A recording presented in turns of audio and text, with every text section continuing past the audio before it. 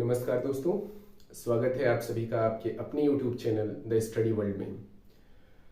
दोस्तों, आज जिस टॉपिक पर मैं बात करने वाला हूँ वो टॉपिक है डिमोनेटाइजेशन। डिमोनेटाइजेशन एक ऐसा टॉपिक है जिसके लिए अगर आप थोड़ा सा रिकॉल करें तो वो आज की तारीख है 8 नवंबर साल 2016 को आदरणीय प्रधानमंत्री जी ने एक अनाउंसमेंट किया था, जिस अनाउंसमेंट के बाद 8 नवंबर की मध्य रात्रि के बाद से जो 500 और 1000 रुपए के नोट उस समय प्रचलन में थे वो उस मध्य रात्रि के बाद से लीगल टेंडर नहीं रह पाए।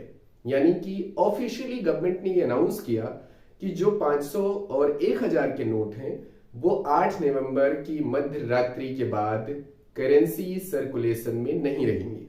इसका मतलब ये हुआ कि सरकार द्वारा दो बड़े महत्वपूर्ण और प्रचलित नोटों को 8 नवंबर 2016 को प्रचलन से बाहर कर दिया गया। अब सवाल ये उठता है कि ये मोनेटाइजेशन डिमोनेटाइजेशन जो ये इकोनॉमिक्स के कॉन्सेप्ट हैं, इनके अर्थव्यवस्था से क्या लेन देन है और अर्थव्यवस्था पे इसके क्या असर हैं। लेकिन इन सब बातों पर हम बात करेंगे इस वीडियो में। सबसे पहले आइए सुन लेते हैं प्रधानमंत्री जी का वो वीडियो जिसमें उन्होंने डिमोनेटाइजेशन के बारे में अपना ऑफिशियल अनाउंसमेंट दिया था। ये वीडियो हमने इंटरनेट से सीधे डाउनलोड करके आपके लिए अपने इस वीडियो में शामिल किया है। बहनों और भाइयों, देश को भ्रष्टाचार और काले धन रूपी दिमक से मुक्त कराने के लिए एक और सख्त कदम उठाना जरूरी हो गया है। आज मध्यरात्रि यानी 8 नवंबर 2016 की रात्रि को 12 बजे से वर्तमान में जारी 500 रुपये और 1000 रुपये के करेंसी नोट लीगल टेंडर नहीं रहेंगे। ये मुद्राएं कानूनन अमान्य होगी। 500 और 1000 रुपये के पुरानी नोटों के जरिए लेन देन की व्यवस्था आज नहीं होगी। डिमोनेटाइजेशन के इस वीडियो के बाद अब आप इस लेवल पर समझ गए होंगे कि ऑफिशियली किस तरीके से 8 नवंबर 2016 को डिमोनेटाइजेशन का स्टेप जो है वो गवर्नमेंट द्वारा लिया गया।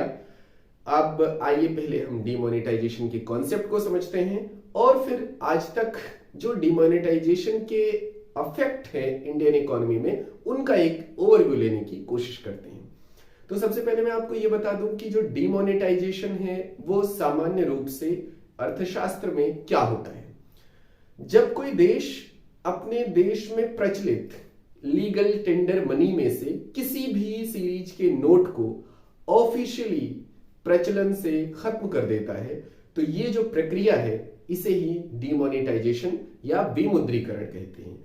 यानी कि जो प्रचलित नोट हैं, चाहे वो 100 रुपए के हों, 500 रुपए के हों, 200 रुपए के हों, 10 रुपए के हों, उन नोटों में से किसी भी नोट को जब सरकार ऑफिशियली प्रचलन से बंद करने का निर्णय लेती है तो यही प्रक्रिया डिमोनेटाइजेशन कहलाती है। साल 2016 में 8 नवंबर को भारत सरकार द्वारा 500 और 1000 रुपए के नोट को प्रचलन में बंद करने का जो निर्णय लिया गया था वो उस समय 500 और 1000 रुपए का डिमोनेटाइजेशन था। इससे पहले भी भारत के इकोनॉमिक हिस्ट्री में अगर आप देखेंगे तो 1-2 बार डिमोनेटाइजेशन का निर्णय और सरकार ने लिया है। हालांकि उसके व्यापक उतने प्रभाव और परिणाम नहीं रहे हैं जितने कि 8 नवंबर 2016 को लिए गए डिमोनेटाइजेशन के रहे हैं। अब बात करते हैं कि डिमोनेटाइजेशन जो कि 8 नवंबर को किया गया यानी आज ही की तारीख के दिन किया गया, उसके बेसिक क्या टारगेट थे और उन टारगेट में क्या कुछ गवर्नमेंट को हासिल हुआ, कौन सी चीजें अभी हासिल करना बाकी है। मैं आपको बता दूं कि उस समय 3 महत्वपूर्ण चीजों को गवर्नमेंट ने डिमोनेटाइजेशन के द्वारा टारगेट किया था। सबसे पहली चीज जो टारगेट हुई थी वो काले धन की समाप्ति को लेकर की थी। काले धन को रोकने के लिए गवर्नमेंट ने डिमोनेटाइजेशन का स्टेप लिया। ऐसा ऑफिशियली जो गवर्नमेंट की तरफ से जो अथॉरिटेटिव तरीके से स्टेटमेंट आए उसमें बात की गई थी। दूसरा जो महत्वपूर्ण बात थी वो ये थी कि इस डिमोनेटाइजेशन के द्वारा जो हमारे देश में दूसरे ऐसी एक्टिविटीज चल रही हैं जो इकोनॉमी के लिए बहुत डेंजरस हैं, जैसे कि बहुत भारी मात्रा में जाली नोट। तो यानी दूसरा स्टेप ये था कि जाली नोटों को समाप्त करना। तीसरा जो और स्टेप था वो ये था कि भारतीय अर्थव्यवस्था में जो डिजिटल लेन देन है, जो कैशलेस ट्रांजैक्शन है, उसको प्रमोट करना। यानी उंगली पे अगर हम गिने तो 3 बड़े महत्वपूर्ण उद्देश्य थे डिमोनेटाइजेशन के। पहला, काले धन को समाप्त करना। दूसरा, अर्थव्यवस्था में जो प्रचलित जाली नोट है यानी फेक करेंसी है उन्हें खत्म करना। और तीसरी चीज थी कि जो कैशलेस ट्रांजैक्शन है उसे प्रमोट करना, डिजिटल ट्रांजैक्शन को प्रमोट करना, नेट बैंकिंग को प्रमोट करना, यूपीआई आदि को प्रमोट करना। अब ये तीनों चीजें सरकार के डिमोनेटाइजेशन के टारगेट थे, जिसमें फंडामेंटल टारगेट ये बताया गया था, यानी बेसिक टारगेट, प्राइमरी टारगेट ये बताया गया था कि अर्थव्यवस्था से काले धन को समाप्त किया जाएगा। अब कुछ हमारे पास आंकड़े हैं जो मैं आपसे शेयर करना चाहता हूं कि जो डिमोनेटाइजेशन से रिलेटेड है। जैसे जो पहली चीज हमने आपको बताई कि जो हमारे देश में फंडामेंटल टारगेट लिया गया डिमोनेटाइजेशन करने का काले धन की समाप्ति में, तो एक ऑफिशियल डेटा गवर्नमेंट ने रिलीज किया था जो 2018 में यानी नोटबंदी के ठीक 2 साल बाद रिलीज किया था। उस डेटा में यह बताया गया कि जो डिमोनेटाइजेशन किया गया उसमें अवैध घोषित किए गए जो कुल नोट थे उनका 99.3% नोट जो है वो बैंकों के पास आ गए थे। इसका यह मतलब हुआ कि लगभग सारे नोट गवर्नमेंट ने रिकवर कर लिए थे। तो ये बड़ा सवाल उस समय खड़ा किया गया कि जब 99.3% नोट जो कि आरबीआई का ऑफिशियल डेटा है उसके अकॉर्डिंग गवर्नमेंट ने रिसीव कर लिए, तो फिर ब्लैक मनी कहां है और किस फॉर्मेट में था, एक सवाल ये उस समय उठाया गया था। दूसरी बात, एक स्टेटमेंट ऑफिशियल आया था उस समय के जो फाइनेंस मिनिस्टर थे पीयूष गोयल साहब का। 2019 में उनका एक स्टेटमेंट था जो कि संसद में उन्होंने दिया था। उन्होंने कहा था कि विभिन्न जो गवर्नमेंट द्वारा उठाए गए कदम हैं उसके अंतर्गत 1.3 लाख करोड़ रुपए काला धन जो है वो डिस्ट्रॉय हुआ है।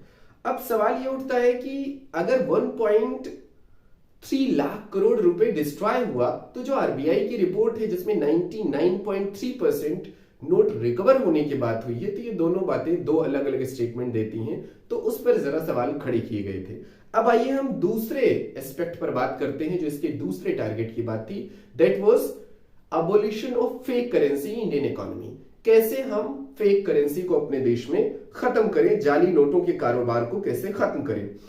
एक ऑफिशियल डेटा में आपको बताऊं कि साल 2015-16 के फाइनेंशियल ईयर में यह बताया गया गवर्नमेंट की ओर से कि उस समय 6.32 लाख जो कीमत के जाली नोट्स थे, बल्कि 6.23 लाख कीमत के नहीं बल्कि 6.23 लाख जाली नोटों को बरामद किया गया था।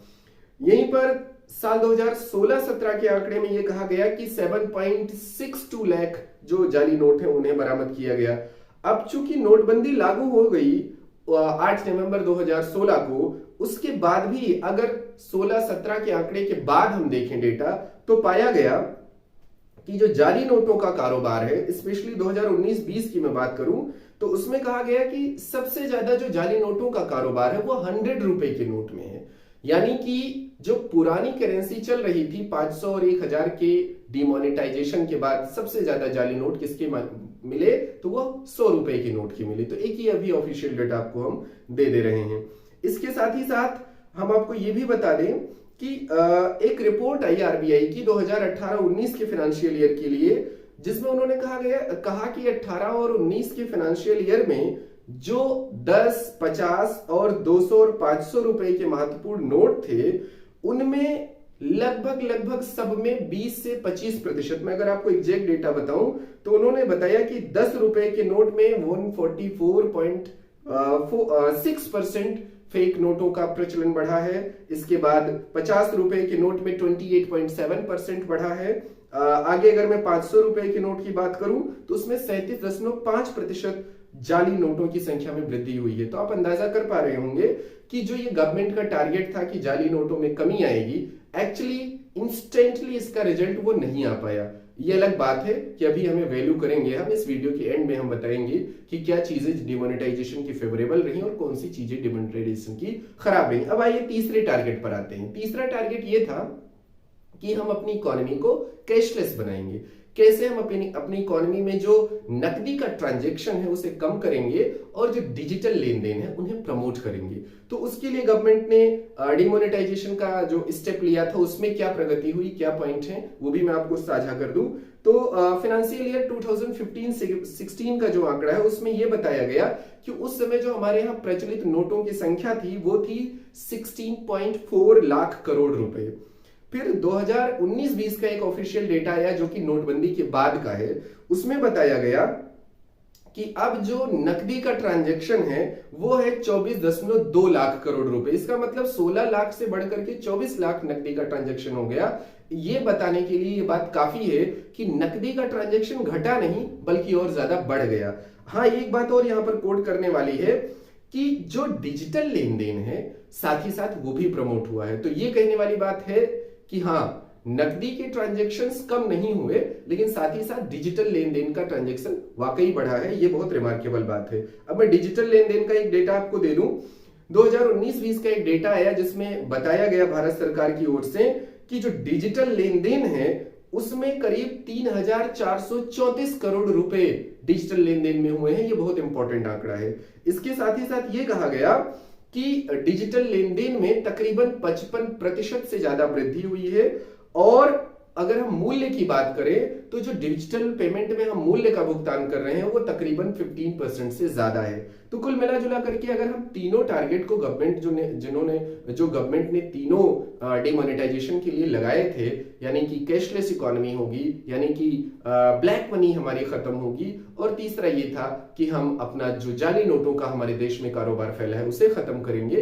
तो तीनों स्टेप में अगर हम देखें तो सबसे ज्यादा कामयाबी जो गवर्नमेंट को मिल पाई है वो एक्चुअली डिजिटल करेंसी को प्रमोट करने में मिल पाई है। वो एक अलग बात है। मैं आपको बताऊं कि कोरोना काल में यानी 2020 और 21 यानी 2020 का जो वर्ष रहा है और 2021 का वर्ष रहा है, इसमें गवर्नमेंट के डिजिटल लेन देन के साथ ही साथ नकदी लेन देन में एक बार फिर से बहुत तेज उछाल आया। उसका रीजन ये था कि लोगों को कहीं ना कहीं जो क्राइसिस की एक सिचुएशन थी उसमें उन लोगों ने एक बार फिर से नकदी के रूप में नोटों को स्टोर करना शुरू कर दिया था। तो थोड़ा सा गवर्नमेंट का डेटा वहां से गड़बड़ हुआ, लेकिन आफ्टर ऑल अगर हम बात करें कैशलेस ट्रांजैक्शन के प्रमोट होने की तो वो डेफिनेटली हुआ है।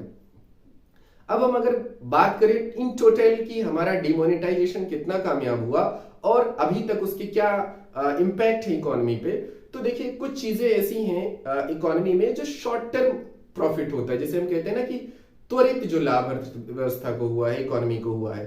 तो त्वरित लाभ की अगर हम बात करें तो डिमोनेटाइजेशन के तुरंत के इंपैक्ट बहुत अच्छे नहीं रहे हैं। सरकार की तरफ से आंकड़े भी आए और बीच बीच में ऑफिशियली बड़े बड़े नेताओं के स्टेटमेंट्स भी आए थे कि अभी थोड़े दिन इकोनॉमी में लोगों को सफर करना पड़ेगा, उसके बाद इसके इंपैक्ट आने लगेंगे। तो अगर हम बात करें आज बीते चूंकि नवंबर 2016 की बात है और इस समय 2022 चल रहा है, तो लगभग 6 साल हो गए डिमोनेटाइजेशन हुए।